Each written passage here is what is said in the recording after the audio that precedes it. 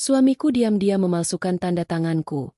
Ia ingin menguasai semua harta kekayaan dan bisnisku bersama ibu mertua. Sudah kamu di rumah saja semua biar kita yang urus. Aku pura-pura tak tahu rencana busuk mereka tapi 5 hari kemudian. Sebelum lanjut ke cerita selanjutnya, yuk subscribe dan like. Absen dulu di kolom komen ya ah. Malam merayap turun dengan keanggunan yang dingin di kawasan perumahan mewah itu.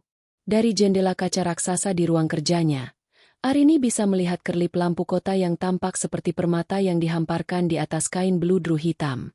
Rumah ini, beserta semua kemewahan di dalamnya, adalah buah dari keringat, air mata, dan otaknya. Setiap sudutnya adalah monumen dari kerja kerasnya membangun Aetheria Corp, perusahaan kosmetik yang ia rintis dari sebuah garasi sempit hingga menjadi raksasa di industri kecantikan nasional. Malam ini seharusnya menjadi malam yang tenang. Malam di mana ia bisa melepaskan sedikit beban dari pundaknya.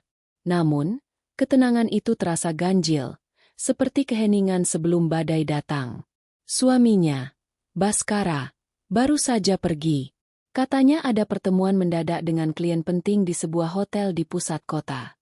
Kamu istirahat saja, sayang. Aku nggak akan lama, bisiknya tadi. Sambil mengecup kening Arini dengan kecupan yang terasa lebih sebagai formalitas daripada kehangatan. Arini hanya mengangguk. Beberapa bulan terakhir, ia memang merasa lelah. Bukan hanya lelah fisik, tapi lelah batin. Tuntutan pekerjaan dan tekanan untuk terus berinovasi menguras energinya. Inilah yang dimanfaatkan oleh Baskara dan ibu mertuanya, Wati. Sudah, kamu di rumah saja. Semua biar kita yang urus, kata Wati beberapa minggu lalu dengan senyum manis yang kini terasa seperti racun. Kasihan kamu, Arini. Wajahmu pucat. Biar Baskara yang menggantikanmu di kantor untuk sementara. Dia kan juga suamimu, wakilmu. Arini, yang saat itu benar-benar merasa diambang kelelahan, menyetujuinya. Ia berpikir, mungkin ini saatnya ia sedikit percaya pada suaminya untuk mengelola kerajaan yang ia bangun. Sebuah kesalahan fatal yang baru akan ia sadari malam ini. Saat hendak beranjak dari kursi kerjanya, mata Arini menangkap tas kerja kulit milik Baskara yang tergeletak di samping sofa. Tas itu sedikit terbuka, dan sebuah dompet berwarna coklat menyembul dari dalamnya. Baskara pasti terburu-buru hingga melupakan dompetnya. Arini menghela napas. Tanpa dompet, bagaimana ia akan membayar tol atau parkir? Dengan niat baik, ia menghampiri tas itu untuk mengambil dompet dan menelepon Baskara agar kembali. Tangannya baru saja masuk ke dalam tas ketika jemarinya menyentuh sesuatu yang lain. Sebuah map kertas tebal berlogo Aetheria Corp. Rasa penasaran yang aneh menjalari dirinya. Ini bukan map biasa. Warnanya biru tua. Warna yang hanya digunakan untuk dokumen-dokumen legal paling krusial di perusahaannya. Dengan jantung yang mulai berdebar tanpa alasan jelas, ia menarik map itu keluar. Judul yang tertera di halaman pertama membuat napasnya tercekat. Surat Perjanjian Pengalihan Aset dan Kepemilikan Saham Mayoritas. Dunia Arini seakan berhenti berputar. Apa ini? Pengalihan aset? Kepemilikan saham? Ia tidak pernah merasa menandatangani atau bahkan mendiskusikan hal segila ini. Tangannya bergetar hebat saat ia membuka lembar demi lembar. Matanya membelalak membaca klausul-klausul yang tertulis. Semuanya dirancang untuk memindahkan 90% saham Aetheria Corp dari namanya ke nama Baskara Adhitama, suaminya. Alasannya tertulis dengan kalimat-kalimat hukum yang berbelit. Atas dasar kondisi kesehatan pemilik utama yang tidak memungkinkan untuk menjalankan roda perusahaan. Kesehatan? Ia hanya lelah, bukan sekarat. Lalu, di halaman terakhir, ia melihatnya. Sesuatu yang membuatnya lebih sakit daripada tikaman belati di jantung. Di atas meterai 10.000, tertera 2 tanda tangan. Satu adalah tanda tangan Baskara, yang ia kenali dengan baik. Dan yang satu lagi adalah tanda tangannya, atau lebih tepatnya, tiruan sempurna dari tanda tangannya. Goresannya sangat mirip. Lekukan huruf A pada namanya, tarikan akhir yang sedikit melengkung ke atas, semuanya ada di sana. Siapapun yang memalsukannya pasti telah berlatih puluhan, bahkan ratusan kali. Tapi itu bukan goresan penanya. Ia tahu persis tekanan tangannya sendiri, kekuatan yang ia tuangkan dalam setiap dokumen yang ia sahkan. Tanda tangan di kertas ini terasa dingin, tanpa jiwa, sebuah pemalsuan yang licik dan kejam. Napasnya terengah-engah. Kakinya lemas hingga ia terduduk di lantai marmer yang dingin. Kepalanya pening. Kilasan-kilasan percakapan beberapa minggu terakhir berputar di benaknya seperti film horor. Aku nggak tega lihat kamu kecapean terus, Rin. Biar aku yang urus meeting-meeting itu. Tanda tangan saja di sini, sayang. Ini cuma dokumen operasional biasa. Kok, kamu nggak perlu pusing baca semuanya. Ibu sudah bilang sama Baskara, kamu itu harus banyak istirahat. Wanita itu kodratnya di rumah, biar suami yang kerja keras. Semua kalimat manis itu, semua perhatian palsu itu, kini terdengar seperti desisan ular. Mereka tidak sedang merawatnya. Mereka sedang melumpuhkannya. Mereka sedang membangun sangkar emas untuknya. Sementara mereka perlahan-lahan merampok semua yang telah ia bangun dengan darah dan keringat. Baskara, pria yang ia cintai, yang ia percaya untuk berbagi hidup, ternyata adalah serigala berbulu domba. Dan ibu mertuanya adalah dalang di balik semuanya. Amarah yang membara mulai membakar rasa sakit di hatinya. Ia ingin menjerit. Ia ingin menelepon Baskara dan memakinya. Ia ingin melemparkan dokumen ini ke wajahnya dan melihat ekspresi terkejutnya berubah menjadi ketakutan. Tapi kemudian, sesuatu yang lain muncul dari dalam dirinya. Sesuatu yang dingin, tajam, dan penuh perhitungan. Sesuatu yang telah membuatnya menjadi CEO sukses di usia muda. Lega. Jika ia mengkonfrontasi mereka sekarang, apa yang akan terjadi? Mereka akan menyangkalnya. Mereka akan menyebutnya histeris, paranoid karena kelelahan. Mereka mungkin akan menghancurkan dokumen ini dan membuat rencana lain yang lebih rapi. Ia akan kehilangan elemen kejutan. Ia akan kalah. Ia tidak akan kalah. Tidak di permainannya sendiri. Dengan tangan yang kini sudah kembali stabil, Arini mengambil ponselnya. Bukan untuk menelepon Baskara, tapi untuk memotret setiap lembar dokumen terkutuk itu dengan detail yang sempurna. Ia mengirimkan semua foto itu ke sebuah alamat email aman yang hanya ia sendiri yang tahu. Setelah memastikan semuanya terkirim, ia dengan hati-hati meletakkan kembali dokumen itu ke dalam map, dan memasukkan map itu kembali ke dalam tas kerja Baskara, persis di tempat ia menemukannya.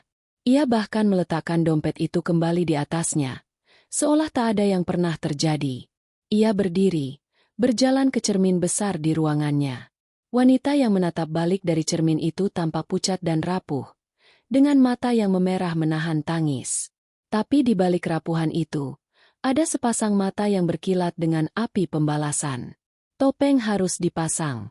Permainan harus dimulai.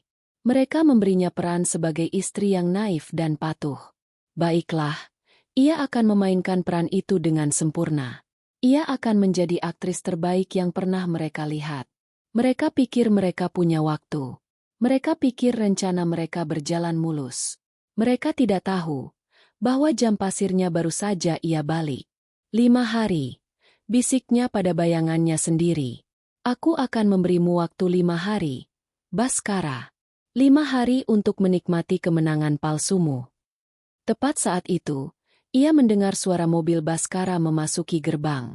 Arini menarik napas dalam-dalam, mengusir semua amarah dan sakit hati dari wajahnya, menggantinya dengan senyum lelah yang manis. Pertunjukan baru saja akan dimulai. Pintu depan berderit pelan, diikuti oleh suara langkah kaki Baskara yang memasuki rumah. Arini, yang sudah siaga di ruang keluarga, mengangkat wajahnya dari sebuah majalah fashion yang bahkan tidak ia baca isinya. Ia memasang senyum lelah yang telah ia latih di depan cermin beberapa menit sebelumnya. Matanya sedikit disipitkan, seolah silau oleh lampu, untuk menyembunyikan badai yang berkecamuk di dalamnya. Kamu sudah pulang, Mas? Suaranya dibuat serak dan lembut. Bagaimana pertemuannya? Baskara menghampirinya, melepaskan dasi dengan gerakan lelah yang dibuat-buat. Lancar. Sayang. Cuma klien yang banyak maunya. Biasa. Jawabnya. Lalu menunduk untuk memberikan kecupan singkat di pipi Arini. Kecupan itu terasa dingin, seperti sentuhan es di kulitnya. Kamu belum tidur? Aku kan sudah bilang, kamu harus banyak istirahat. Aku menunggumu, sahut Arini, memainkan perannya dengan sempurna. Oh iya, tadi dompetmu ketinggalan di tas. Aku baru sadar pas kamu sudah jalan. Ekspresi Baskara menegang sepersekian detik, sebuah perubahan mikro yang tak akan terlihat oleh mata yang tidak waspada. Tapi Arini melihatnya. Ia melihat kepanikan sesaat di mata suaminya sebelum ditutupi oleh senyum lega. Astaga, iya. Untung saja klien yang bayar makan malamnya, katanya sambil tertawa kecil. Terima kasih sudah menjaganya. Sayang, kamu memang istri terbaik. Arini hanya tersenyum tipis. Istri terbaik yang sedang kau rampok secara perlahan. Batinnya getir. Malam itu, ia tidur dengan memunggungi suaminya. Setiap hembusan napas Baskara di belakangnya terasa seperti ancaman. Tidurnya gelisah, dipenuhi mimpi buruk tentang pengkhianatan dan goresan pena yang mematikan. Keesokan paginya, hari pertama dari 5 hari hitung mundurnya, Arini memulai langkah pertamanya dalam kegelapan. Saat Baskara dan Wati, yang pagi-pagi sekali sudah datang dengan dalih, menemani menantunya yang sakit, sedang sarapan di meja makan, Arini pamit ke kamarnya. Aku mau telepon teman lama, kangen, ucapnya dengan nada manja. Di dalam kamar, dengan pintu terkunci rapat, ia tidak menelepon teman lamanya. Ia menekan nomor telepon yang sudah puluhan tahun tidak ia hubungi, namun terpatri kuat di dalam ingatannya. Nomor Tirtayasa, sahabat sekaligus pengacara kepercayaan almarhum ayahnya. Pria tua bijaksana yang selalu memanggilnya, putri kecil. Telepon berdering 3 kali sebelum sebuah suara berat dan tenang menjawab. Tirtayasa di sini. Om Tirta, ini Arini. Bisik Arini. Suaranya bergetar menahan emosi. Hening sejenak di seberang sana. Arini? Putri kecil? Ya Tuhan. Nak, ada apa? Suaramu. Aku butuh bantuan, Om. Bantuan yang sangat mendesak dan rahasia. Tanpa banyak bertanya, Tirtayasa langsung mengerti keseriusan situasi. Katakan di mana dan kapan. Om akan datang. Jangan di sini. Jangan di Jakarta. Kata Arini cepat. Mereka mengawasiku. Kita bertemu di kafe, Kopi Senja, di puncak besok siang jam 2. Aku akan bilang pada mereka kalau aku ingin mencari udara segar. Baik. Om akan di sana. Hati-hati, Nak. Setelah panggilan itu, Arini merasa sedikit beban di pundaknya terangkat. Ia tidak sendirian. Ada seseorang dari masa lalunya yang bisa ia percaya. Permainan peran pun berlanjut. Siang itu, ia membiarkan Wati memijat kakinya sambil bercerita tentang betapa beruntungnya Arini memiliki suami seperti Baskara. Dia itu kerja keras demi kamu. Loh, biar kamu bisa santai di rumah. Makanya, semua urusan perusahaan serahkan saja padanya. Dia pasti bisa, celoteh Wati. Arini hanya mengangguk dan tersenyum. Iya, Bu. Arini beruntung sekali. Dalam hati, ia merasakan mual yang luar biasa. Keesokan harinya, sesuai rencana, Arini meminta izin pada Baskara untuk pergi ke puncak bersama sopir pribadinya. Aku bosan di rumah, Mas. Mau lihat yang hijau-hijau, biar pikiran segar. Rengeknya. Baskara, yang semakin yakin bahwa Arini sudah sepenuhnya jinak, langsung setuju. Tentu saja, sayang. Apapun untukmu. Tapi jangan lama-lama. Ya, nanti kamu kecapean. Di perjalanan, Arini memerintahkan sopirnya untuk berhenti di sebuah restoran, memintanya untuk makan siang dan menunggunya di sana. Saya mau jalan-jalan sebentar di sekitar sini, katanya. Setelah memastikan sopir itu tidak mengikutinya, Arini memesan ojek online menuju kafe, Kopi Senja, yang letaknya tersembunyi di antara perkebunan teh. Tirtayasa sudah menunggunya di sebuah meja di sudut ruangan, dengan punggung menghadap pintu masuk. Pria itu tampak jauh lebih tua dari yang Arini ingat. Rambutnya sudah memutih semua, namun sorot matanya masih sama tajamnya. Putri kecil, sapanya pelan saat Arini duduk di hadapannya. Tanpa basa-basi, Arini mengeluarkan ponselnya. Om, lihat ini.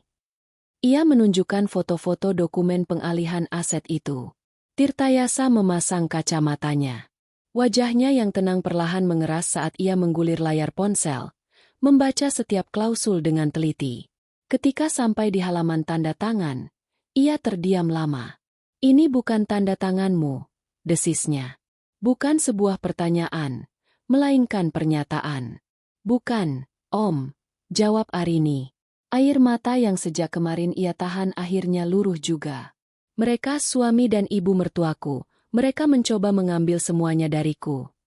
Tirtayasa meraih tangan Arini dan menggenggamnya dengan erat. Tenang, nak, jangan menangis sekarang. Kita simpan air mata itu untuk merayakan kemenangan nanti. Sekarang kita harus berpikir. Pria tua itu kembali fokus. Om akan kirimkan foto ini ke kenalan Om, seorang ahli grafologi terbaik di negeri ini. Kita butuh laporan resmi yang menyatakan ini pemalsuan. Ini akan jadi senjata utama kita. Lalu apa lagi, Om? Aku harus bagaimana? Kamu harus melakukan hal yang paling sulit, kata Tirtayasa, menatap Arini lekat-lekat. Kamu harus kembali ke rumah itu dan terus bermain peran. Jangan tunjukkan kecurigaan sedikit pun. Biarkan mereka merasa menang.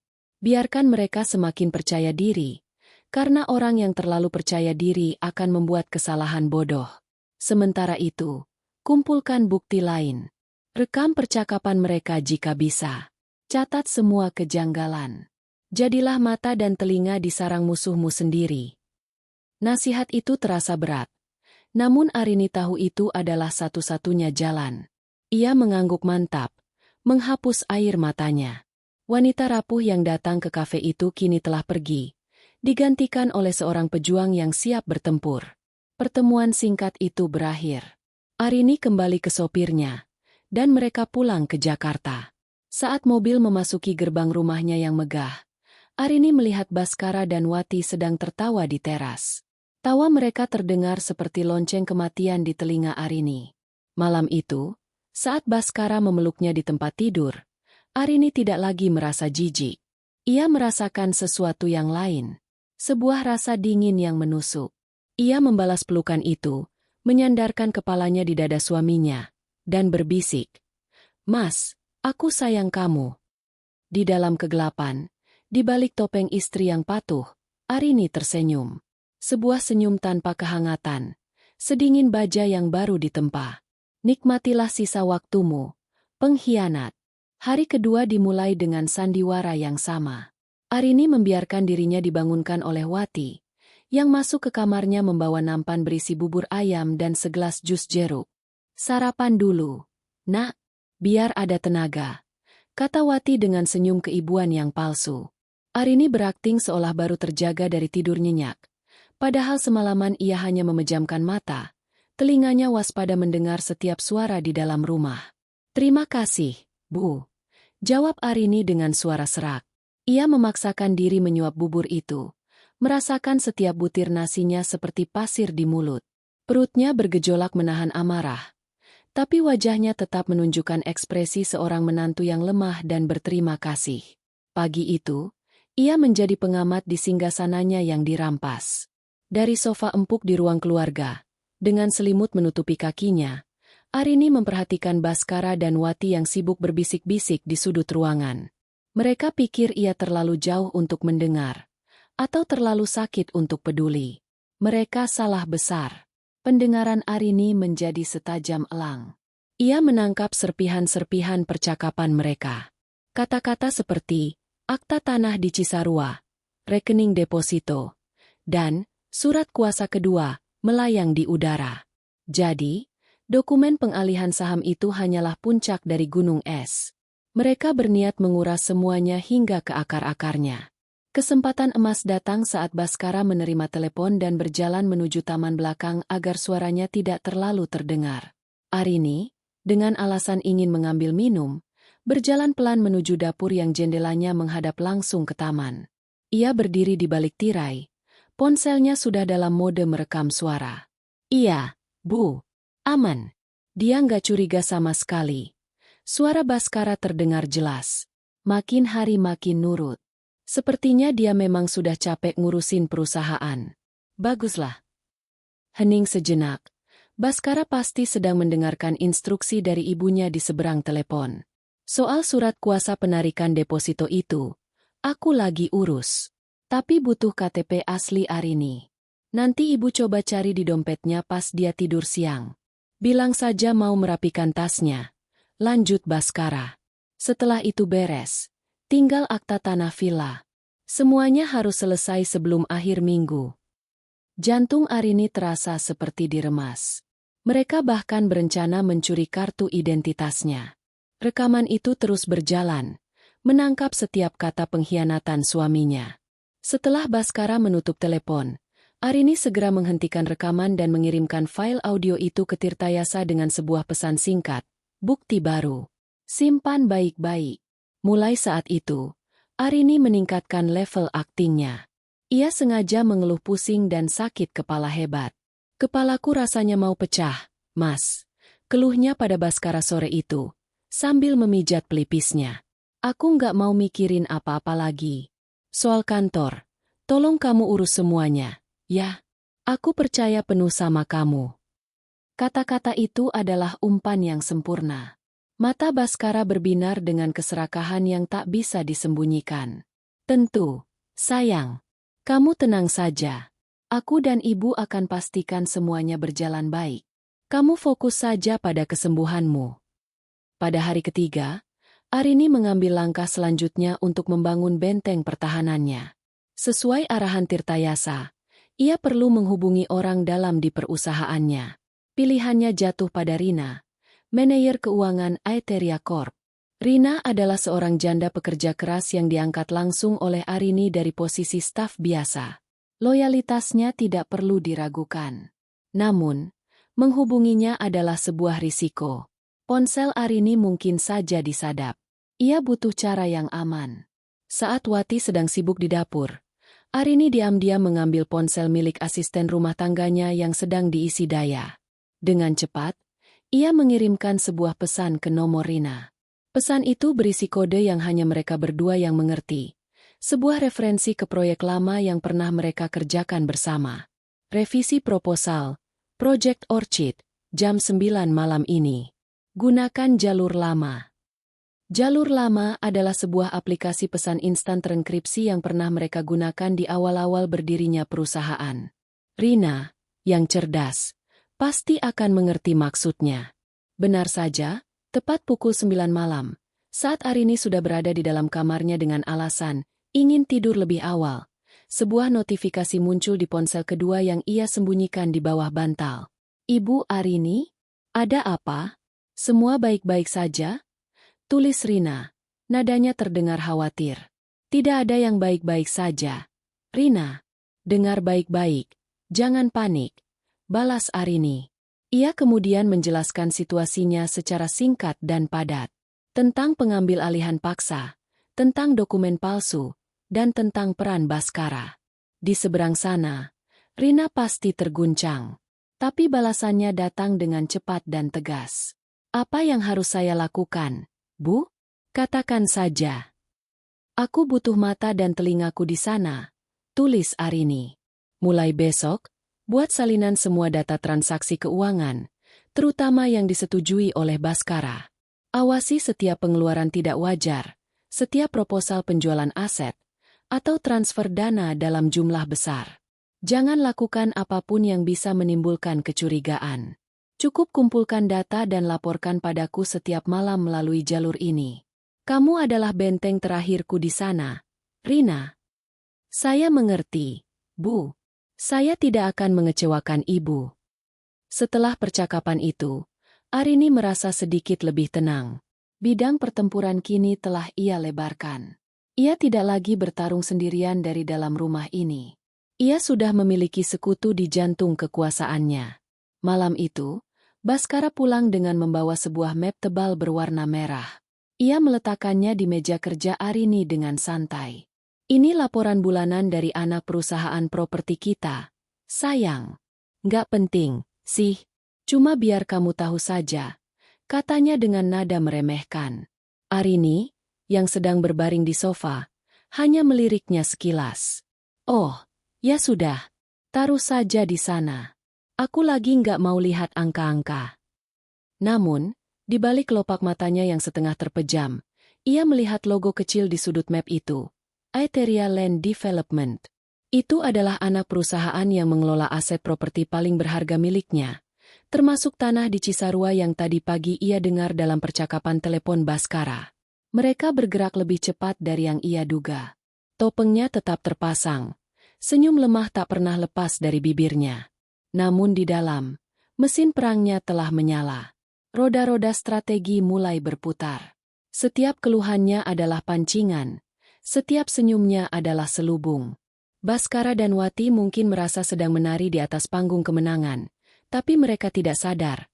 Arinilah yang kini memegang tali-tali panggung itu, menunggu waktu yang tepat untuk menjatuhkan tirai. Hari keempat tiba dengan langit Jakarta yang kelabu. Seolah awan tebal ikut merasakan ketegangan yang menggantung di udara rumah megah itu.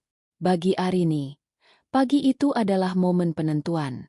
Waktu yang ia berikan pada dirinya sendiri. 5 hari, hampir habis.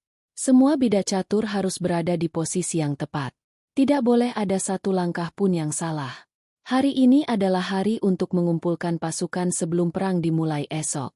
Kabar pertama datang seperti kilat di tengah mendung. Saat Arini sedang memaksakan diri menelan sarapannya di bawah tatapan tajam Wati, ponsel rahasia yang ia selipkan di saku jubah tidurnya bergetar lembut. Sebuah pesan dari Tirtayasa. Isinya singkat, namun memiliki kekuatan sebuah ledakan. Hasil positif 100%. Laporan resmi terlampir. Ada bonus untukmu. Hubungi aku di jalur aman sekarang. Jantung Arini berdebar begitu kencang hingga ia takut Wati bisa mendengarnya. Positif 100%. Tanda tangan itu terbukti palsu secara ilmiah. Sebuah fakta dingin yang tak bisa lagi dibantah. Dengan alasan perutnya mual, ia bergegas ke kamar mandi di kamarnya, mengunci pintu, dan langsung menghubungi Tirtayasa. Kabar baik, putri kecil. Sapa suara Tirtayasa.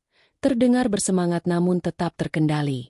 Laporan dari ahli grafologi sudah di tanganku. Tidak ada keraguan sedikit pun.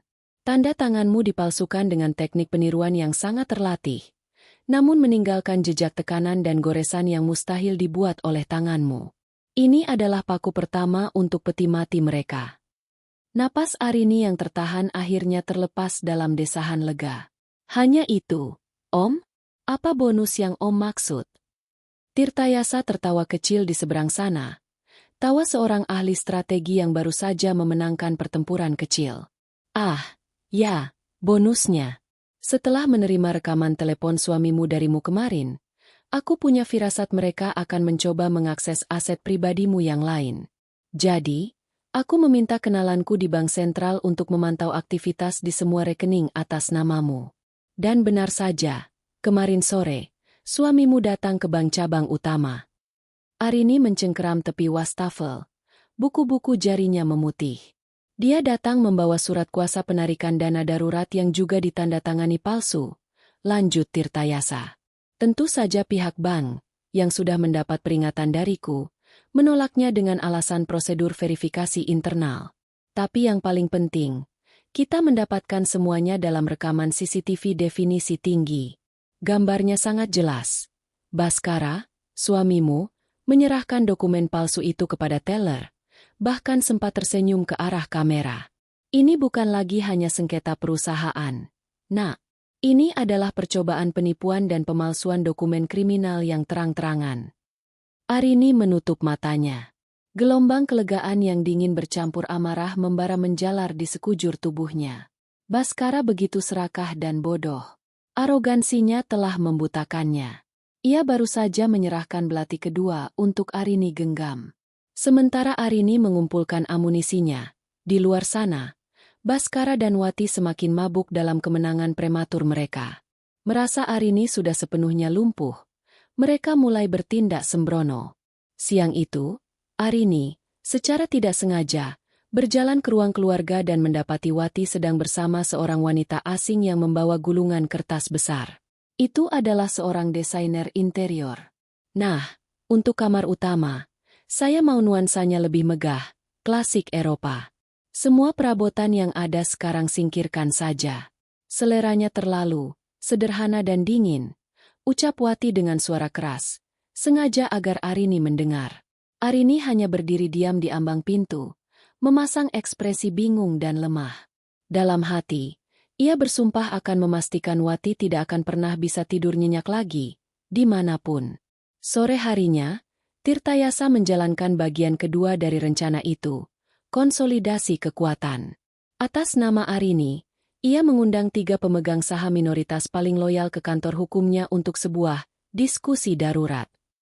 Mereka adalah Pak Santoso, seorang pengusaha tua bijaksana yang sudah menjadi mentor bagi Arini sejak ayahnya tiada, Ibu Liana, seorang investor wanita yang tajam dan sangat mengagumi gaya kepemimpinan Arini, dan Bima, seorang manajer investasi muda yang karirnya diselamatkan oleh Arini.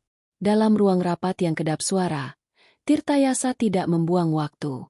Ia meletakkan bukti-bukti kunci di atas meja mahoni yang mengkilap. Ia menunjukkan salinan dokumen pengalihan aset, lalu memutar rekaman CCTV dari bank di layar besar. Wajah ketiganya berubah drastis. Rasa penasaran mereka berganti menjadi keterkejutan, lalu mengeras menjadi amarah yang dingin. "Baskara? Saya tidak percaya ini," desis Pak Santoso. Tangannya terkepal di atas meja. "Ini penghinaan terhadap warisan almarhum ayahmu. Arini harus tahu ini," seru Ibu Liana, matanya menyala. "Arini sudah tahu," potong Tirtayasa dengan tenang. "Dan dialah yang meminta saya mengumpulkan kalian. Ia yang memimpin serangan balik ini. Besok, Baskara akan mengadakan RUPS luar biasa untuk mengesahkan perampokan ini. Arini akan datang. Dan ia membutuhkan suara serta dukungan penuh dari kalian saat ia membongkar semuanya." Tidak perlu ada diskusi panjang. Loyalitas mereka kepada Arini dan warisan Aetheria Corp tidak pernah goyah. Mereka bertiga serempak menyatakan dukungan penuh, siap menjadi garda terdepan untuk melindungi sang ratu. Malam itu, Arini menerima pesan terakhir dari Tirtayasa. "Semua bidak sudah di tempat. Pasukanmu siap bertempur. Sampai jumpa besok di medan perang." Arini berdiri di depan cermin besar di kamarnya. Ia menatap bayangannya lekat-lekat. Wanita yang balas menatapnya bukan lagi istri yang naif atau korban yang rapuh. Matanya berkilat dengan kecerdasan dan ketegasan yang dingin. Topeng istri patuh yang telah ia kenakan selama 4 hari ini terasa retak. Besok, topeng itu akan ia pecahkan berkeping-keping. Tirai sandiwara akan ia jatuhkan. Dan drama sesungguhnya akan dimulai. Hari kelima. Langit Jakarta cerah. Seolah alam sengaja memberikan panggung yang benderang untuk drama yang akan segera terungkap. Di salah satu hotel bintang 5 paling mewah di pusat kota, ruang Grand Ballroom telah disulap menjadi arena pertempuran korporat.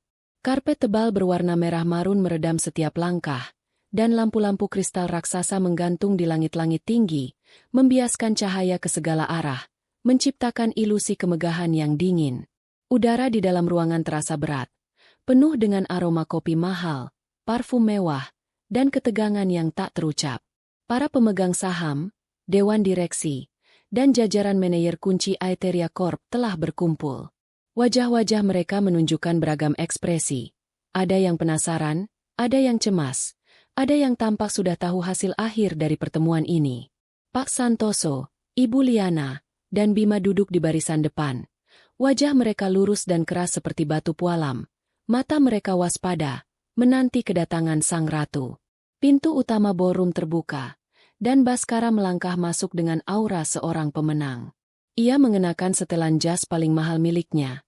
Rambutnya ditata klimis, dan senyum lebar yang dipaksakan tersungging di bibirnya. Di sisinya, berjalan dengan dagu terangkat, adalah Wati. Wanita itu mengenakan gaun berwarna emas yang mencolok, perhiasan berlian berkilauan di leher dan pergelangan tangannya. Ia seolah sedang menghadiri upacara penobatannya sendiri, bukan rapat umum pemegang saham. Mereka berjalan menyusuri lorong di antara kursi-kursi, menyapa beberapa orang dengan anggukan angkuh. Baskara menepuk beberapa pundak, sementara Wati tersenyum manis pada istri-istri direksi, senyum yang menyimpan racun kemenangan. Mereka mengambil posisi di meja utama yang berada di atas panggung kecil, tepat di bawah layar proyektor raksasa yang masih gelap. Tepat pukul 10 pagi, Baskara berdiri dan mengetuk mikrofon dengan jarinya. Suara ketukan itu menggema di seluruh ruangan yang senyap. Selamat pagi, bapak-bapak, ibu-ibu sekalian. Terima kasih atas kehadirannya. Baskara memulai pidatonya dengan suara yang ia usahakan terdengar berwibawa. Seperti yang kita ketahui, kita berkumpul hari ini untuk sebuah agenda yang sangat penting bagi masa depan Aetheria Corp. Ia berhenti sejenak, menyapu pandangannya ke seluruh ruangan. Beberapa waktu terakhir, perusahaan kita mengalami stagnasi. Hal ini disebabkan oleh kondisi kesehatan istri saya tercinta, Arini, yang sayangnya tidak lagi memungkinkan beliau untuk memimpin perusahaan dengan energi penuh. Beberapa orang bergumam.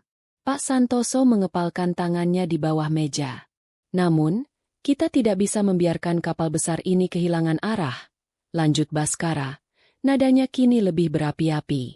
Demi menjaga stabilitas dan memastikan pertumbuhan perusahaan terus berjalan, Arini, dengan kebesaran hatinya, telah memutuskan untuk menyerahkan kendali penuh operasional perusahaan kepada saya. Di atas panggung, Wati tersenyum penuh kemenangan, seolah berkata, "Lihatlah anakku yang hebat." Sebagai bukti sah, kata Baskara sambil mengangkat sebuah dokumen yang terbingkai rapi, ini adalah surat pengalihan wewenang dan kepemilikan saham mayoritas yang telah ditandatangani oleh Arini sendiri. Semua sah di mata hukum. Dokumen palsu itu diperlihatkan dengan begitu bangga di hadapan semua orang yang telah membangun perusahaan bersama Arini dan ayahnya. Itu adalah sebuah penghinaan yang tak terkira. Baskara kemudian memberikan isyarat kepada notaris yang sudah ia siapkan untuk duduk di sampingnya. Agenda kita hari ini sederhana, pungkas Baskara. Mengesahkan surat ini, dan secara resmi menunjuk saya sebagai direktur utama yang baru bagi Aetheria Corp. Apakah ada yang keberatan? Keheningan yang mencekam menyelimuti ruangan. Tidak ada yang berani berbicara. Mereka yang tidak setuju, seperti Pak Santoso dan sekutunya, tahu bahwa ini bukan saatnya. Mereka menunggu sebuah tanda. Baskara mengartikan keheningan itu sebagai persetujuan. Senyumnya semakin lebar. Baik, jika tidak ada keberatan. Dengan ini, saya akan... Baskara mengangkat sebuah palu kayu kecil yang telah disiapkan di atas meja. Ia mengangkatnya tinggi-tinggi, siap mengetuknya 3 kali sebagai tanda pengesahan. Kemenangan sudah di depan mata. Hartanya, kuasanya, semuanya. 1 ketukan. Tok. 2 ketukan. Tok. Saat palu itu akan mendarat untuk ketiga kalinya. Braa. Pintu ganda di bagian belakang ballroom tiba-tiba terbuka dengan keras, membentur dinding dan menciptakan suara yang mengejutkan semua orang. Seluruh kepala serentak menoleh ke sumber suara. Di sana, di ambang pintu yang terbuka lebar, berdiri Arini. Ia tidak terlihat seperti wanita sakit yang mereka dengar. Ia mengenakan powersuit berwarna biru navy yang dipotong sempurna, menonjolkan siluetnya yang tegas. Rambutnya disanggul rapi, riasannya tajam namun elegan, dan matanya berkilat seperti obsidian di bawah cahaya lampu kristal. Di wajahnya tidak ada jejak kelemahan, hanya ada ketenangan yang dingin dan kekuasaan mutlak. Ia berdiri tegak, memancarkan aura seorang ratu yang datang untuk merebut kembali tahtanya. Di sisinya, berdiri Tirtayasa, gagah dengan setelan abu-abunya, membawa sebuah koper kulit. Dan beberapa langkah di belakang mereka, berdiri dengan sikap siaga, 2 orang pria tegap berseragam polisi. Waktu seolah berhenti. Senyum di wajah Baskara membeku, berubah menjadi ekspresi horor dan ketidakpercayaan. Palu yang ada di tangannya jatuh ke atas meja dengan bunyi klak, yang terdengar begitu keras di tengah keheningan total. Wati, yang sedang menyesap air mineral, tersedak. Wajahnya pucat pasi seolah baru saja melihat hantu. Seluruh isi ballroom menahan napas. Arini mengambil 1 langkah maju ke dalam ruangan. Sepatu hak tingginya beradu dengan lantai marmer, menciptakan gema yang menusuk keheningan. Setiap langkahnya penuh perhitungan. Setiap tatapan matanya adalah sebuah pernyataan. Ia datang bukan untuk bernegosiasi. Ia datang untuk berperang. Keheningan di Grand Ballroom itu begitu pekat, seolah suara telah tersedot habis dari ruangan. Setiap pasang mata terpaku pada sosok Arini yang berjalan perlahan namun pasti menyusuri lorong di antara barisan kursi. Langkahnya yang mantap dan berirama adalah satu-satunya suara yang terdengar. Ketukan sepatu hak tingginya di lantai marmer terdengar seperti detak jantung yang mematikan bagi Baskara dan Wati. Arini tidak berhenti di barisan depan. Ia terus berjalan hingga menaiki panggung kecil itu, melewati Baskara yang masih membeku seperti patung lilin. Wajahnya pucat pasi dan penuh ketidakpercayaan. Arini mengambil mikrofon dari dudukannya dengan gerakan yang tenang dan elegan. Ia tidak melirik suaminya sama sekali. Tatapannya menyapu seluruh dewan direksi dan pemegang saham dengan otoritas yang tak terbantahkan. "Selamat pagi." Suaranya terdengar jernih dan dingin, menggema ke seluruh penjuru ruangan, memecah keheningan yang mencekam. "Maaf atas interupsi ini. Tapi sepertinya ada kesalahpahaman besar yang harus diluruskan." Ia berhenti sejenak, membiarkan kata-katanya meresap. "Rapat ini," lanjutnya, menekankan setiap kata, "didasarkan pada kebohongan. Oleh karena itu, rapat ini tidak sah." Sebuah gumaman kolektif menyebar di antara hadirin. Di atas panggung, Baskara akhirnya tersadar dari keterkejutannya. "Arini, apa-apaan ini? Kamu seharusnya istirahat di rumah," serunya. Suaranya bergetar antara panik dan marah. Wati ikut berdiri. "Benar. Apa yang kamu lakukan di sini, Arini? Kamu mau mempermalukan suamimu sendiri?" Pekiknya, mencoba mengambil alih narasi. Arini akhirnya menoleh, namun bukan kepada mereka. Ia menatap lurus ke arah Tirtayasa yang sudah berdiri di dekat proyektor. "Om Tirtayasa, silakan. Saya rasa para pemegang saham Aetheria Corp berhak melihat kebenaran di balik surat wasiat yang begitu dibanggakan oleh suami saya." Tirtayasa mengangguk. Dengan satu klik, layar proyektor raksasa di belakang panggung menyala. Hal pertama yang muncul adalah gambar dokumen pengalihan aset yang tadi dipegang Baskara, diperbesar hingga semua orang bisa melihatnya dengan jelas. "Bapak-bapak, ibu-ibu sekalian," suara Tirtayasa yang berat dan berwibawa mengambil alih. "Anda lihat dokumen ini? Dokumen yang diklaim sebagai bukti sah pengalihan kendali perusahaan. Namun, ada satu masalah kecil." Layar kembali berubah. Kini menampilkan perbandingan berdampingan. Di sisi kiri adalah tanda tangan Arini yang asli, diambil dari dokumen-dokumen resmi perusahaan. Di sisi kanan adalah tanda tangan yang tertera di surat pengalihan aset. "Masalahnya," lanjut Tirtayasa, "adalah tanda tangan ini palsu." Sebuah laporan resmi dengan kop surat dari laboratorium forensik ternama muncul di layar, lengkap dengan analisis grafis yang menyoroti perbedaan tekanan, sudut goresan, dan lengkungan yang mustahil dilihat oleh mata telanjang. Kesimpulannya terpampang dalam huruf tebal merah. Tanda tangan pada dokumen adalah pemalsuan 100%. Ruangan itu meledak dalam bisik-bisik yang terkejut. Wajah Baskara berubah dari pucat menjadi seputih kertas. Itu bohong. Itu rekayasa." Teriaknya putus asa. "Rekayasa." Tirtayasa mengangkat sebelah alisnya.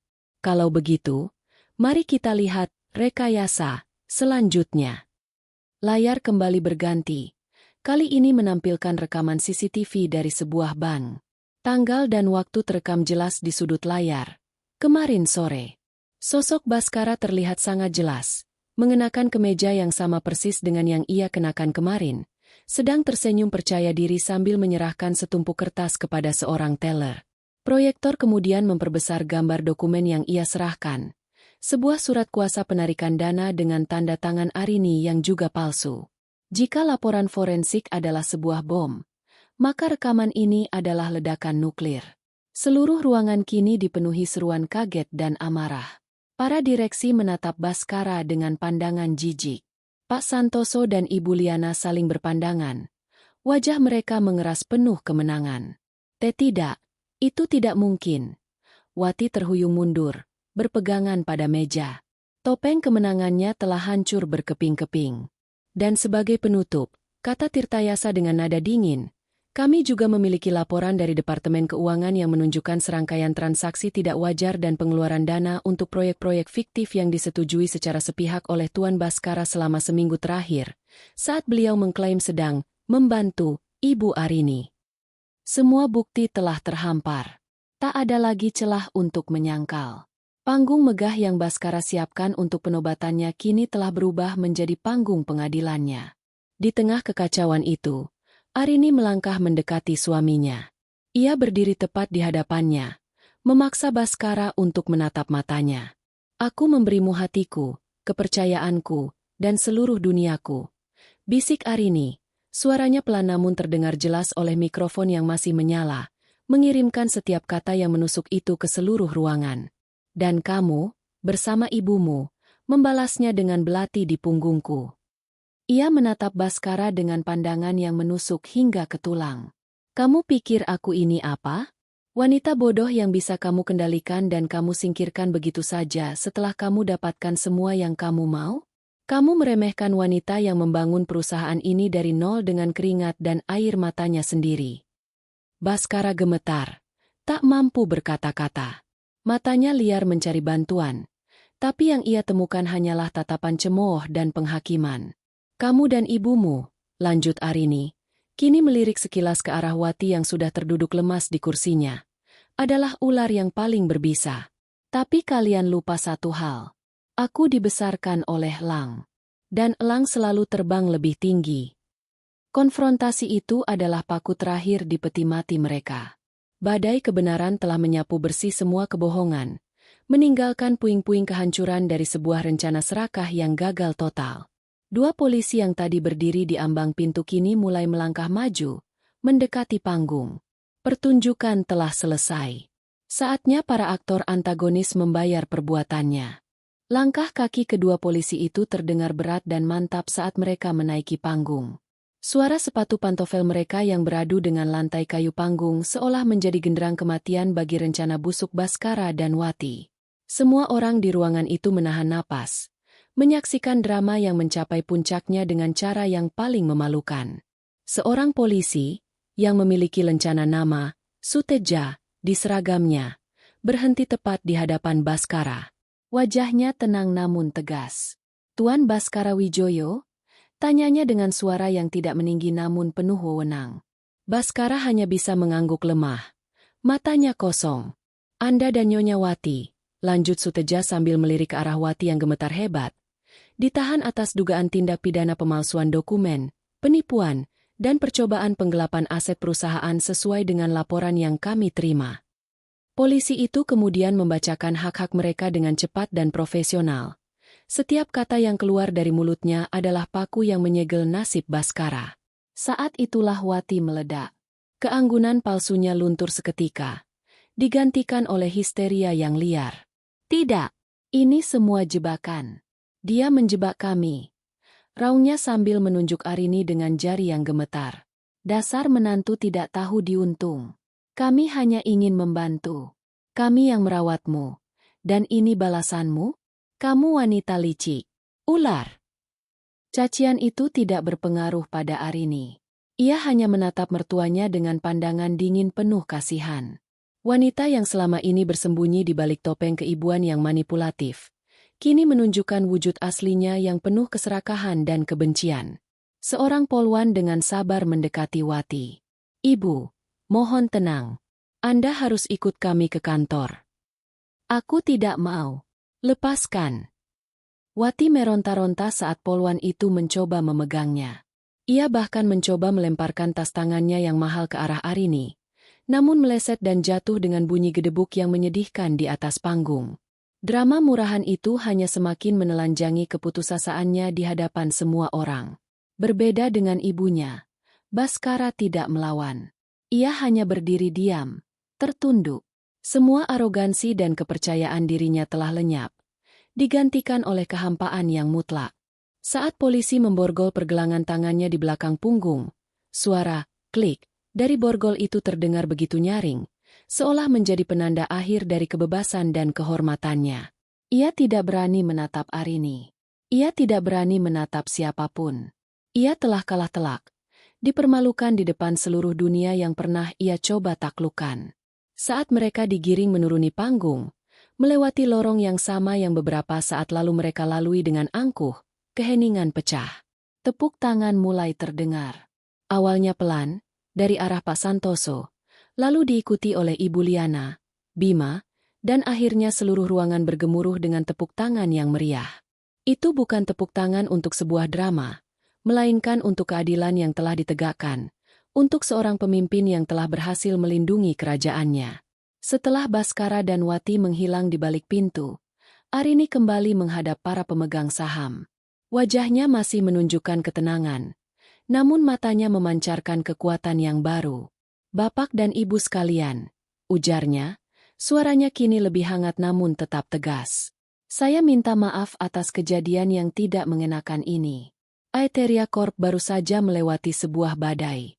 Tapi saya pastikan kepada Anda semua, badai ini telah berlalu." Ia mengambil napas dalam-dalam. "RUPS luar biasa hari ini secara resmi saya nyatakan batal dan tidak sah. Segala keputusan yang coba diambil hari ini, kita anggap tidak pernah ada." Ia menatap notaris bayaran Baskara dengan tajam, yang langsung menunduk ketakutan. "Dalam waktu 1 minggu, saya akan mengadakan rapat resmi yang baru. Agendanya adalah membersihkan perusahaan ini, menyusun kembali strategi, dan memastikan bahwa Aetheria Corp akan berjalan lebih kuat, lebih transparan, dan lebih tangguh dari sebelumnya." Tidak ada lagi keraguan di wajah siapapun. Mereka tidak lagi melihat Arini sebagai istri Baskara atau putri dari pemimpin sebelumnya. Mereka melihatnya sebagai pemimpin sejati. Seorang ratu yang terluka namun tidak terkalahkan, yang telah kembali untuk memimpin pasukannya. Kejatuhan sang pengkhianat telah menjadi panggung bagi penobatan sang ratu yang sesungguhnya. Keesokan harinya, fajar menyingsing di atas kota Jakarta yang tak pernah tidur. Namun bagi Aetheria Corp, ini adalah fajar yang benar-benar baru. Suasana di lobi utama kantor pusat terasa berbeda. Udara yang biasanya diisi dengan obrolan santai kini terasa tegang, penuh dengan bisik-bisik dan tatapan mata yang saling bertanya. Berita tentang drama di RUPSLB kemarin telah menyebar seperti api liar, membagi karyawan menjadi 3 kubu. Mereka yang setia pada Arini, mereka yang cemas karena pernah bersekongkol dengan Baskara, dan mereka yang hanya bisa menunggu dengan was-was, tidak tahu di pihak mana mereka harus berdiri. Pukul 8 pagi tepat, Arini melangkah masuk ke lobi. Kehadirannya seketika membungkam semua suara. Ia tidak lagi mengenakan powersuit biru yang ia pakai untuk berperang kemarin. Hari ini, ia memilih gaun kerja berwarna krem yang simpel namun berkelas. Rambutnya digerai, dan wajahnya menunjukkan ketenangan seorang pemimpin yang memegang kendali penuh.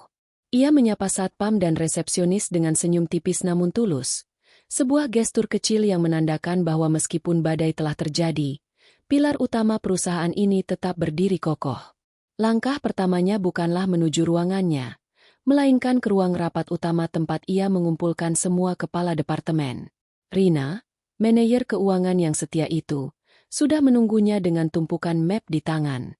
Pak Santoso dan Ibu Liana juga hadir sebagai perwakilan Dewan Direksi, memberikan dukungan moral yang kuat. "Selamat pagi," sapa Arini saat semua orang telah duduk. Matanya menatap satu persatu wajah di hadapannya, tajam dan menilai. "Saya tidak akan berbasa-basi. Seperti yang kalian semua tahu, perusahaan ini baru saja mengalami upaya pengambil alihan yang ilegal. Upaya itu sudah gagal." Ia berhenti, membiarkan kalimatnya meresap. Namun, pengkhianatan ini tidak dilakukan sendirian.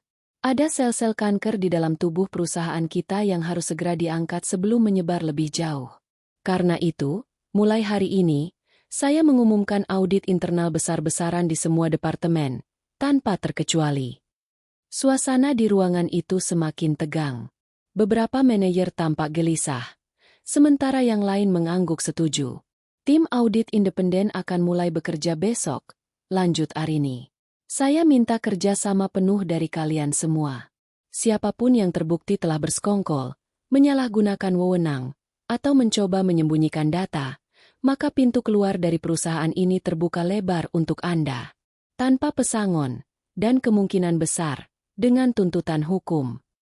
Ancaman itu diucapkan dengan nada yang tenang, membuatnya terdengar 1000 kali lebih menakutkan. Salah satu yang paling cemas adalah Danu, sepupu Baskara yang kemarin dijanjikan posisi direktur pemasaran. Wajahnya pucat dan berkeringat. Setelah rapat selesai, Arini memanggil Danu ke ruangannya. Pria itu masuk dengan langkah gontai. "Ada apa, Bu Arini?" tanyanya dengan suara bergetar. "Duduk, Danu," kata Arini. Nadanya datar. "Saya dengar kamu sudah tidak sabar untuk menempati posisi baru. Tapi sayangnya, posisi itu tidak pernah ada. Sama seperti posisimu saat ini di perusahaan. Efektif per detik ini, kamu dipecat." "Tapi, Bu, saya..."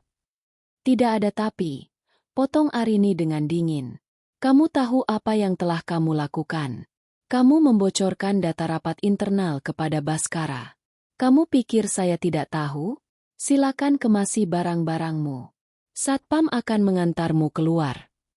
Pembersihan telah dimulai.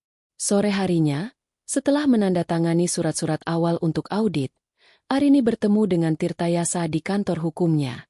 Kali ini, agendanya jauh lebih personal. "Om, aku mau prosesnya secepat mungkin," kata Arini tanpa basa-basi. "Aku mau bercerai." Tirtayasa mengangguk pelan. Wajahnya menunjukkan simpati. "Saya sudah siapkan draft gugatannya. Arini, apa kamu yakin tidak mau mempertimbangkan ulang?" "Untuk apa?" balas Arini. "Untuk memberi kesempatan pada pria yang mencoba merampok hasil kerja kerasku dan almarhum papa? Tidak, Om. Aku mau ini selesai. Aku mau gugatan cerai dengan tuntutan ganti rugi penuh atas semua kerugian material dan imaterial yang ia sebabkan. Jangan beri dia celah sedikit pun untuk negosiasi." Tekad di mata Arini begitu kuat. Tirtayasa tahu tidak ada gunanya berdebat. "Baiklah, Nak, akan saya urus. Kamu fokus saja memulihkan perusahaanmu." Malam itu, Arini kembali ke kantornya yang terasa begitu luas dan sepi. Ia menyuruh sopirnya pulang lebih dulu. Ia butuh waktu untuk sendirian. Ia berdiri di depan meja kerjanya. Meja yang dulu ia bagi bersama Baskara. Di sudut meja, masih terpasang sebuah bingkai foto digital yang menampilkan foto-foto pernikahan mereka. Foto saat mereka tertawa di pelaminan. Foto saat mereka berlibur di Eropa. Foto saat Baskara mencium keningnya dengan mesra. Untuk pertama kalinya dalam 5 hari terakhir, Arini membiarkan pertahanannya runtuh. Air mata mengalir deras di pipinya. Ia tidak menangisi Baskara sang pengkhianat. Ia menangisi Baskara yang dulu ia kenal. Pria manis dan perhatian yang berhasil merebut hatinya. Ia menangisi ilusi pernikahan bahagia yang telah ia bangun. Rasa sakit karena dikhianati oleh orang yang paling ia cintai terasa begitu tajam, mengiris hatinya hingga berkeping-keping. Namun, di tengah isak tangisnya, ia merasakan sesuatu yang lain. Sebuah kelegaan. Kekuatan. Ia telah berhasil melewati badai ini. Ia tidak hancur. Ia tidak kalah. Luka ini memang dalam, tapi luka ini juga yang membuatnya sadar betapa kuat dirinya sebenarnya. Dengan tangan yang masih sedikit gemetar, Arini meraih bingkai foto itu. Ia menatapnya untuk terakhir kali. Lalu dengan satu gerakan tegas, ia mencabut kabelnya. Layar itu menjadi gelap. Kenangan itu telah mati. Ia membuka laci, memasukkan bingkai itu ke dalamnya, dan menutupnya dengan rapat. Ia kemudian berjalan ke rak buku di sudut ruangan dan mengambil sebuah bingkai lain yang lebih tua. Di dalamnya ada foto dirinya saat remaja, sedang tersenyum bangga di samping ayahnya di depan lokasi pembangunan pabrik pertama mereka. Ia mengusap foto itu dengan lembut, lalu meletakkannya di tempat bingkai foto pernikahannya tadi. Saat menatap foto itu, Arini tahu apa yang harus ia lakukan. Puing-puing pengkhianatan itu akan ia bersihkan. Dan di atasnya, ia akan membangun kembali kerajaannya, bukan sebagai istri seseorang, tetapi sebagai Arini Wijaya, pemimpin Aetheria Corp. Seorang diri. Dan itu lebih dari cukup. 6 bulan berlalu bagaikan angin kencang yang menyapu sisa-sisa badai. Bagi Arini, periode itu adalah masa rekonstruksi, baik bagi perusahaannya maupun bagi jiwanya. Di bawah kepemimpinannya yang tegas dan visioner, Aetheria Corp tidak hanya pulih, tetapi juga melesat maju dengan fondasi yang lebih kokoh dan transparan. Namun, ada satu puing terakhir yang harus disingkirkan. Satu babak kelam yang harus ditutup secara resmi di hadapan hukum. Hari itu pun tiba. Pengadilan Negeri Jakarta Pusat terasa sesak oleh awak media dan keingintahuan publik. Kasus percobaan pengambil alihan Aetheria Corp telah menjadi berita utama selama berbulan-bulan. Sebuah drama korporat yang melibatkan pengkhianatan, keserakahan, dan cinta yang berubah menjadi racun. Arini duduk di barisan depan ruang sidang, di samping Tirtayasa. Ia mengenakan blus putih sederhana dan celana panjang hitam. Tidak ada aura dendam di wajahnya.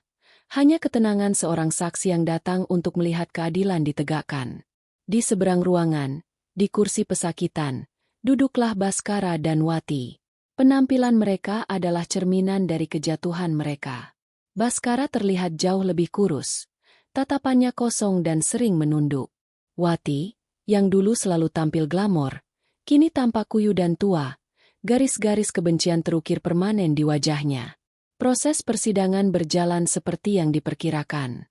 Tirtayasa, dengan pengalamannya yang puluhan tahun, memaparkan kasus ini dengan presisi seorang ahli bedah. Satu persatu bukti dihadirkan kembali dengan detail yang memberatkan. Laporan forensik tanda tangan palsu, rekaman CCTV bank yang memperlihatkan wajah percaya diri Baskara saat mencoba melakukan penipuan, hasil audit yang menunjukkan aliran dana ke rekening-rekening fiktif, semuanya dipresentasikan dengan jelas dan tak terbantahkan. Saksi-saksi kunci juga memberikan keterangan yang semakin memojokkan duo ibu dan anak itu. Rina menjelaskan dengan gamblang bagaimana Baskara memaksanya untuk memanipulasi laporan keuangan. Teller bank bersaksi tentang surat kuasa palsu yang dibawa Baskara. Bahkan beberapa karyawan yang dulu bersekongkol dengan mereka, kini berbalik memberikan kesaksian untuk meringankan hukuman mereka sendiri. Saat tiba gilirannya, Wati mencoba memainkan kartu korban. Dengan air mata buaya, ia mengaku hanya seorang ibu yang ingin melihat anaknya sukses dan bahwa ia tidak tahu menahu soal pemalsuan dokumen. Ia menyalahkan Arini sebagai menantu yang tidak peka dan terlalu sibuk dengan karirnya. Namun, sandiwaranya tidak berhasil meyakinkan siapapun, terutama saat jaksa penuntut umum memutar rekaman telepon sadapan di mana Wati dengan jelas menginstruksikan Baskara untuk segera amankan semuanya sebelum Arini sadar. Giliran Baskara adalah yang paling menyedihkan. Di bawah sumpah, ia mengakui semua perbuatannya. Ia mengaku memalsukan tanda tangan Arini atas desakan ibunya. Ia mengaku mencoba mencairkan dana di bank karena tergiur dengan keuntungan cepat. Ia berbicara dengan suara pelan dan putus-putus, sesekali melirik ke arah Arini dengan tatapan yang sulit diartikan, campuran antara penyesalan, rasa malu, dan mungkin sisa-sisa cinta yang telah ternoda. Saya dibutakan oleh keserakahan, yang mulia, ucapnya lirih. Saya mencintai istri saya, tapi saya juga ingin membuktikan diri. Saya salah jalan. Arini mendengarkan pengakuan itu tanpa ekspresi. Kata, cinta, dari mulut Baskara kini terasa hampa, seperti gema di ruangan kosong. Sudah terlambat untuk penyesalan. Akhirnya, hari putusan pun tiba. Ruang sidang kembali penuh sesak. Hakim ketua, seorang pria paruhbaya yang bijaksana, membacakan pertimbangan hukumnya dengan suara yang berat dan jelas. Ia menyimpulkan bahwa semua dakwaan telah terbukti secara sah dan meyakinkan. Terdakwa Baskara Wijoyo dan terdakwa Wati terbukti secara bersama-sama telah melakukan tindak pidana penipuan dan pemalsuan dokumen dengan rencana yang matang, yang mengakibatkan kerugian besar bagi pihak korban dan merusak iklim bisnis yang sehat, kata hakim. Jantung Arini berdebar pelan, bukan karena tegang, tapi karena ini adalah momen akhirnya. Mengadili, lanjut hakim, suaranya menggema, menjatuhkan pidana kepada terdakwa Baskara Wijoyo dengan hukuman penjara selama 8 tahun, dan kepada terdakwa Wati dengan hukuman penjara selama 10 tahun. Palu diketuk 3 kali. Suaranya terdengar final dan tak tergoyahkan. Wati menjerit histeris, menyumpahi hakim dan semua orang di ruangan itu sebelum akhirnya ditenangkan dan digiring keluar oleh petugas. Baskara hanya bisa menunduk. Bahunya terkulai kalah. Saat ia digiring melewati Arini, pandangan mereka bertemu untuk sepersekian detik. Di mata Baskara, Arini tidak melihat kebencian, hanya kehampaan yang dalam. Ia memberikan anggukan kecil, bukan sebagai tanda pengampunan, tetapi sebagai ucapan selamat tinggal. Saat Arini melangkah keluar dari gedung pengadilan, ia disambut oleh kilatan lampu kamera dan serbuan pertanyaan dari wartawan. Tirtayasa dengan sigap melindunginya dan membawanya menuju mobil. Di dalam mobil yang melaju pelan meninggalkan keramaian, Arini menatap keluar jendela. Langit sore itu berwarna jingga, indah dan damai. Ia tidak merasakan euforia kemenangan. Ia tidak merasakan kepuasan dari balas dendam. Yang ia rasakan adalah kelegaan yang luar biasa, seolah beban seberat gunung baru saja diangkat dari pundaknya. Babak kelam itu telah benar-benar berakhir. Harga sebuah keserakahan telah dibayar lunas. Kini, di hadapannya, terbentang lembaran baru yang bersih. Siap ia tulis sendiri dengan kisah-kisah yang lebih cerah. 1 tahun kemudian, mentari pagi baru saja merangkak naik di ufuk timur Jakarta, memancarkan semburat keemasan yang menembus jendela kaca raksasa di sebuah gria tawang mewah di jantung kota. Di balkon yang luas, dikelilingi oleh taman vertikal yang rimbun, Arini berdiri dengan secangkir teh hangat di tangan. Angin sepau-sepau menerbangkan beberapa helai rambutnya yang kini ia potong lebih pendek, memberikan kesan lebih segar dan dinamis. Ia memejamkan mata sejenak, menghirup udara pagi yang bersih, merasakan kedamaian yang setahun lalu terasa seperti kemewahan yang mustahil. 1 tahun telah menjadi waktu penyembuhan dan pertumbuhan yang luar biasa. Aetheria Corp, di bawah kepemimpinannya yang mutlak, telah bertransformasi. Arini merombak total struktur manajemen, mempromosikan orang-orang berbakat dan loyal dari dalam seperti Rina, yang kini menjabat sebagai direktur keuangan. Ia meluncurkan 2 lini produk baru yang inovatif, yang sukses besar di pasar Asia Tenggara, membuat nilai saham perusahaan meroket ke level tertinggi dalam sejarahnya. Para investor dan mitra bisnis kini tidak lagi memandangnya sebagai putri almarhum Wijaya, atau mantan istri Baskara, melainkan sebagai Arini Wijaya, seorang visioner bisnis yang disegani. Namun, transformasi terbesar terjadi di dalam dirinya. Luka pengkhianatan itu memang meninggalkan bekas. Ada kalanya, saat malam sepi, bayangan masa lalu masih mencoba menyelinap masuk. Namun, Arini belajar untuk tidak melawannya, melainkan menerimanya sebagai bagian dari perjalanan hidupnya. Bekas luka itu kini bukan lagi sumber rasa sakit, melainkan pengingat akan kekuatan yang tidak pernah ia duga ia miliki. Pengingat bahwa ia bisa jatuh ke titik terendah, namun mampu bangkit kembali lebih kuat dari sebelumnya.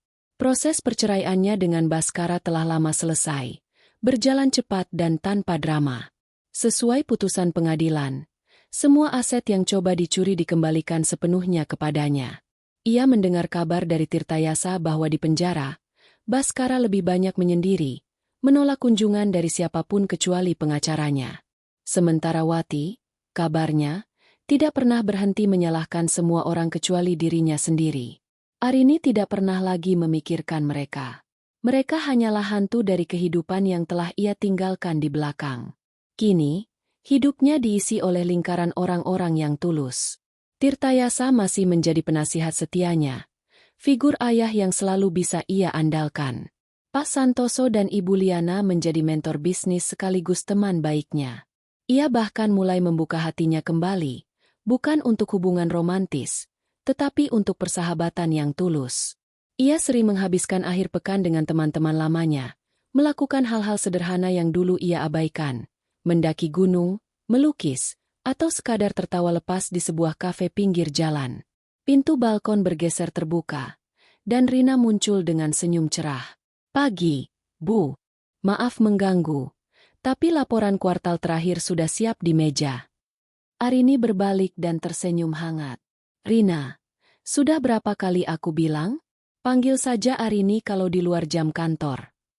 Rina tertawa kecil. "Kebiasaan, Rin. Kamu tahu, angka-angka di laporan itu benar-benar gila. Kita melampaui target 150%. Ayahmu pasti sangat bangga melihatmu sekarang." Mendengar nama ayahnya disebut, Hati Arini terasa hangat. Ia berjalan mendekati Rina dan menepuk bahunya. Ini bukan hanya karena aku, tapi karena kita semua.